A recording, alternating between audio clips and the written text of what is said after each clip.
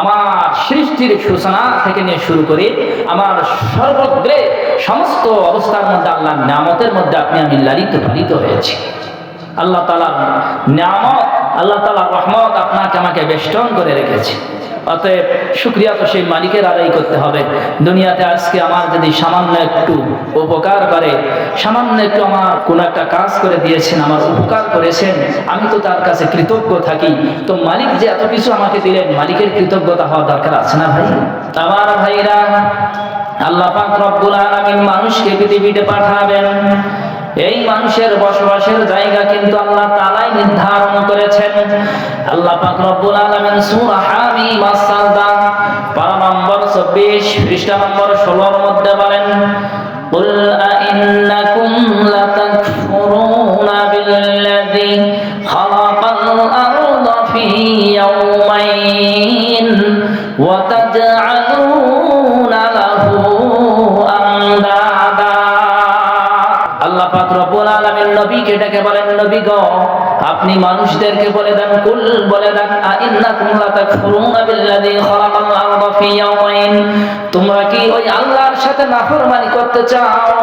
ওই আল্লাহর সাথে নাফরমানি করতে চাও যে আল্লাহ তাআলা 2 দিনের মধ্যে তোমার জন্য এই জমিনকে সৃষ্টি করেছে। আল্লাহ পাক রব্বুল আলামিন যখন জমিনকে সৃষ্টি করলেন কার জন্য? বান্দা বান্দিরা এই জমিনের উপরে বসবাস করবেন, এই জন্য জমিনকে সৃষ্টি করলেন। আমার ভাইরা, পৃথিবীর 4 অংশের 3 অংশ পানি, 3 ভাগ পানি, 1 ভাগ মাটি।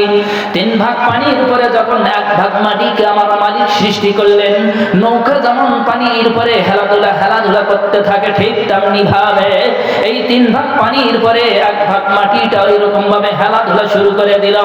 এমন পরিস্থিতির মধ্য দিয়ে যদি পৃথিবীটাকে আল্লাহ পাক রেখে দিতেন, আপনি আমি আজকে এইরকম সুন্দর বাড়ি ঘর বানানো সম্ভব হতো না, সুন্দরভাবে রাস্তা বানানো সম্ভব হতো না, এমনকি আজকের এই মাহফিলের প্যান্ডেলের মধ্যেও সুন্দরভাবে বসে থাকা সম্ভব হতো না। আমার আল্লাহ পাক রব্বুল আলামিন কিভাবে জমিনকে স্থির করলেন সে কথা আল্লাহ পাক কুরআনুল হাকীমের মধ্যে 2 জায়গায় বলেছেন। আল্লাহ পাক বলেন, ওয়াজআলা ফিহা রাওয়াসিয়া মিন ফাওকিহা ওয়া বারাকা ফিহা ওয়া qaddara ফিহা আকওয়াতাহা ফি 4 আইয়াম। পানির উপরে নৌকা যেমন দুলতে থাকে, সেরকম ভাবে জমিনটা যখন পানির উপরে খেলাধুলা করতেছিল, এই অবস্থায় আমি আল্লাহ পাক রব্বুল আলামিন ওয়াজআলা ফিহা রাওয়াসিয়া মিন ফাওকিহা, পাহাড়কে পেরেক হিসাবে এই জমিনকে স্থির করার জন্য ব্যবহার করলাম। সূরা নাবার মধ্যে আল্লাহ বলছেন, জিবাল আওতাদা, আমি পাহাড়কে পেরেক হিসাবে ব্যবহার করেছি এই জমিনকে স্থির করার জন্য। কেননা এই রকম নড়াচড়া করনেওয়ালা জমিনের উপরে আমার বান্দা বান্দিরা বসবাস করতে পারবে না।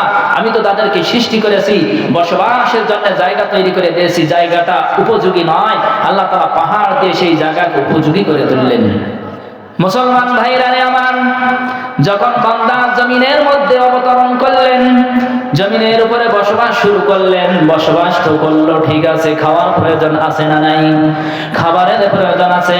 আমার আল্লাহ ডাক দিয়ে বলেন, বান্দা তোর খাবারের ব্যবস্থাও আমি আল্লাহ করে দিব, যা।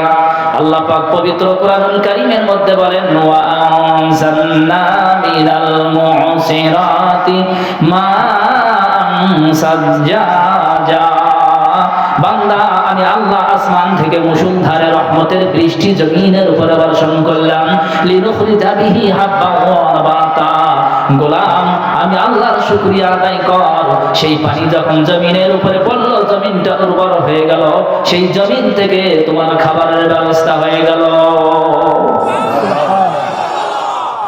আল্লাহ পাক খাবারের ব্যবস্থা করে দিলেন। সারাদিন আপনি মাঠে কাজ করেন, ঘাটে কাজ করেন, অফিস আদালতে কাজ করেন, যেখানেই কাজ করুন না কেন, আবার সন্ধ্যাবেলায় বাড়িতে ফেরা লাগবে কি লাগবে না?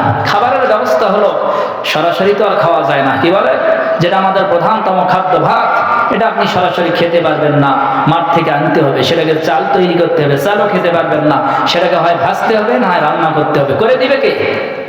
দরকার আছে না?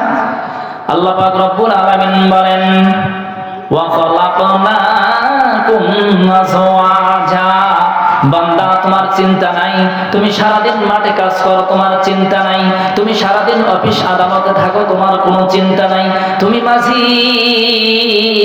সারাদিন নদীর উপরে থাকো তোমারও কোনো চিন্তা নাই, তুমি যেখানেই থাকো না কেন তোমার কোনো চিন্তা নাই। ওয়া খালাকনাকুম আজওয়াজা, আমি আল্লাহ তোমার জোড়ায় জোড়ায় করে সৃষ্টি করলাম। ওয়া মিন আয়াতিহি আন খালাকা লাকুম মিন আনফুসিকুম আজওয়াজা লিতাসকুনু ইলাইহা ওয়া জাআলা বাইনাকুম মাওয়াদ্দাতান ওয়া রাহমা, আমি আল্লাহ তাআলা তোমার পাজরের হাড় দিয়ে তোমার স্ত্রীকে তৈরি করলাম। কেন তৈরি করলাম রে গোলাম? তুমি যখন মাঠে থাকো তুমি তো মাঠে কাজ করছো, তোমার তো রান্না এদিকে পড়ে আছে, করে দিবে কে? তুমি যখন অফিসে ডিউটি পালন করো তোমার রান্নাটা করে দিবে কে?